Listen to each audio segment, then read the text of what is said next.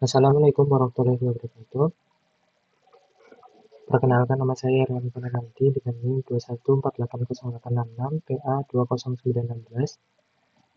Di sini saya akan mempresentasikan seminar hasil penelitian saya dengan judul Sintesis Nanosuspensi Analog Kurkumin 3,5 bis 2,3,4 trimetoksibenzilidin 4 piperidon, sitotoksisitas dan penambatan molekulnya sebagai kandidat anti kanker payudara. Dengan dosen pembimbing 1, Dr. Endang Astuti MSc, dan dosen pembimbing 2, Prof. Dr. Andes Dimina, PhD.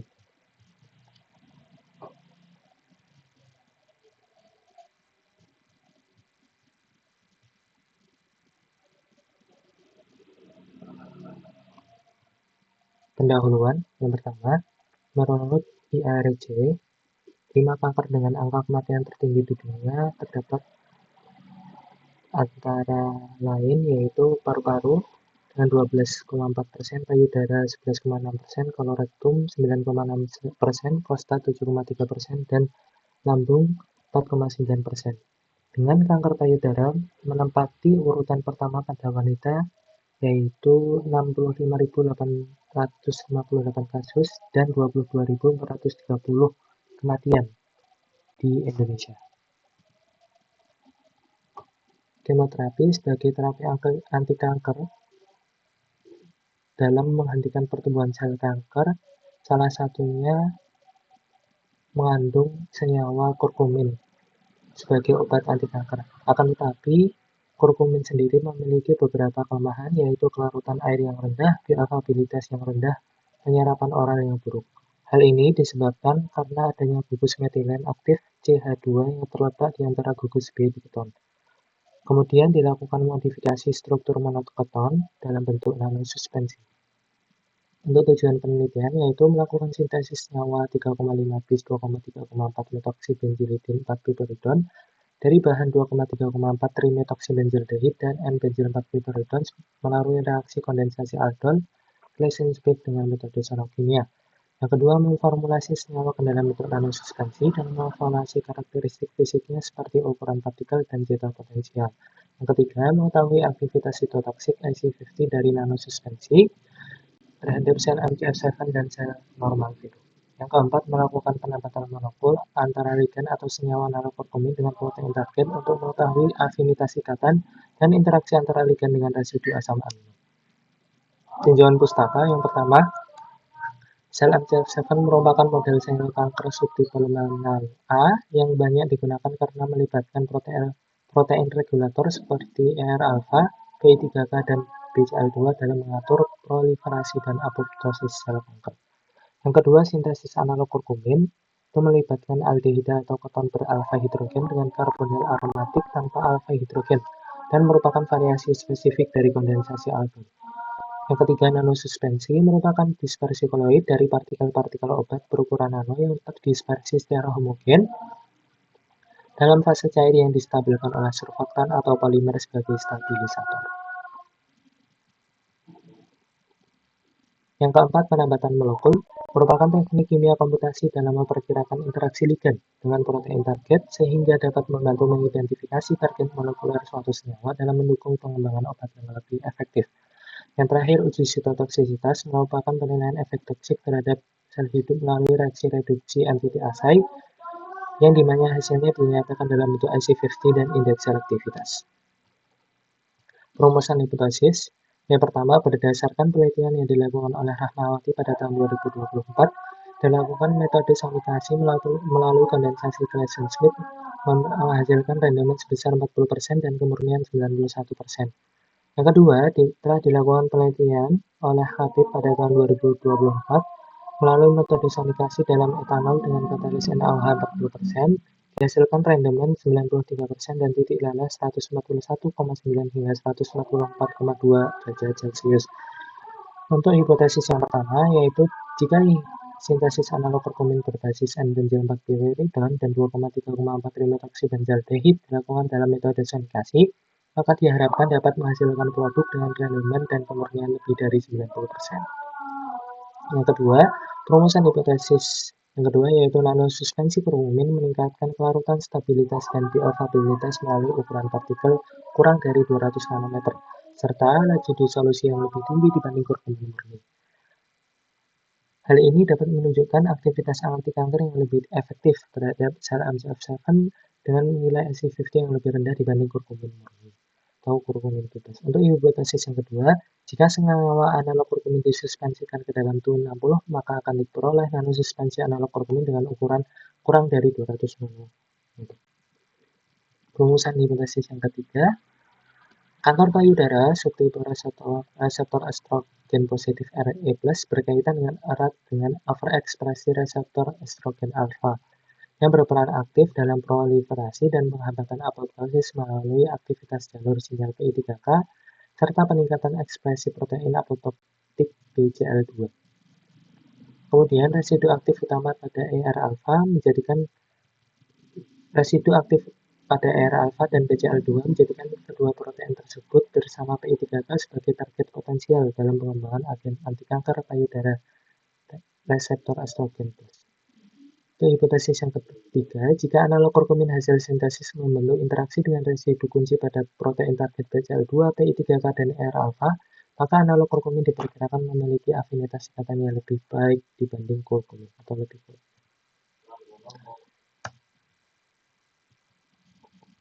Kemudian untuk hipotesis yang keempat, rumusan hipotesis, senyawa analog kurkumin monoketon berbasis nanosuspensi dilaporkan memiliki aktivitas sitotoksik yang lebih unggul dibanding kurkumin. Berdasarkan penelitian Hussein, menunjukkan bahwa kurkumin dalam bentuk nanomisal memiliki nilai IC50 sebesar 59,72 mmol per liter, yang mampu menurunkan proliferasi sel MCF7 sebesar 83,6% dibanding agen kemoterapi standar. Untuk hipotesis yang keempat, apabila nanosuspensi analog kurkumin monoketon berbahan dasar N-benzil-4-piperidon dan aldehid 2,3,4-trimethoksilbenzaldehyde berukuran kurang dari 200 nanometer, maka akan memiliki nilai IC50 yang lebih rendah terhadap sel MCF7 dan nilai indeks selektivitas yang lebih baik dibanding analog kurkumin bebas. Untuk rancangan penelitian, yaitu direaksikan 2,3,4-trimethoksilbenzaldehyde dengan N-benzil-4-piperidon menghasilkan 3,5 bis 2,3,4-trimethoksilbenzaldehyde benzilidan 4-piperidon. Untuk rancangan penelitian yang pertama penempatan molekul dengan protein R-alfa, BCL2, dan PI3K, sintesis senyawa analog kurkumin, sintesis nanosuspensi analog kurkumin, karakterisasi TLC, NMR, ATR-SOM, dan PSA, dan terakhir uji sitotoksisitas terhadap sel kanker. Metode penelitian yang pertama, direaksikan 4 mmol 2,3,4-trimethoksilbenzaldehyde dalam larut etanol, kemudian ditambahkan 2 mmol N-benzil-4-piperidon dan ditambahkan katalis NaOH 40%, dicampurkan dalam sonikasi dengan kecepatan 4.500 rpm selama 2 jam. Kemudian ketika selesai, ditambahkan 30 ml alkohol dan HCl 20%, lepan yang didapat kemudian disaring dan dicuci dengan inheksan, dikeringkan, dan diuji titik lebur TLC scanner ATR, NMR, dan CNMR. Untuk sintesis nanopartikel, padatan yang diperoleh dilarutkan dalam diklorometan, campuran dimasukkan ke dalam larutan T60, disonikasi selama 2 jam dalam kecepatan 4.500, kemudian ketika terbentuk endapan bisa disimpan ke dalam suhu rendah dan dikarakterisasi ke dalam SEM dan PSA. Penambatan molekul, yang pertama pengunduhan protein melalui PDB, protein data bank, yang kedua preparasi protein dan ligand melalui base view, yang ketiga docking dari docking, dan terakhir visualisasi hasil. Yang keempat, untuk uji sitotoksisitas, sel kanker dimasukkan ke dalam 96 well plate, diinkubasi selama 1 hari, dan kemudian ditambahkan sampel kurkumin dan doxorubicin ke 96 well plate, diinkubasi selama 1 hari, dan ditambahkan larutan MTV assay, diinkubasi selama 4 jam, dan ditambahkan SDS 10% dan HCl 0,1 normal, dan didiamkan selama 1 malam, kemudian dilakukan pengukuran absorbensi pada panjang gelombang 595 nanometer. Untuk hasil dan pembahasan didapatkan padatan berwarna kuning dengan massa 0,47 gram dengan rendemen 84,6%. Untuk titik laleh didapatkan 124,2 hingga 126 derajat Celcius dengan kemurnian 94,67% dan Rf sebesar 0,56. Untuk karakterisasi ATR didapatkan beberapa panjang gelombang. Yang pertama 3602 yaitu regangan CHSP2, yang kedua 2930 regangan CHSP3, yang ketiga 1666 regangan CO, yang keempat 1589 regangan CT, yang kelima 1273 regangan CN, yang keenam 1203 regangan CO ether aromatik, dan yang ketujuh 1087 regangan CO ether aldehydik. Kemudian untuk karakterisasi C6R didapatkan rumus molekul C32H35NO7 dengan jumlah puncak sebanyak 18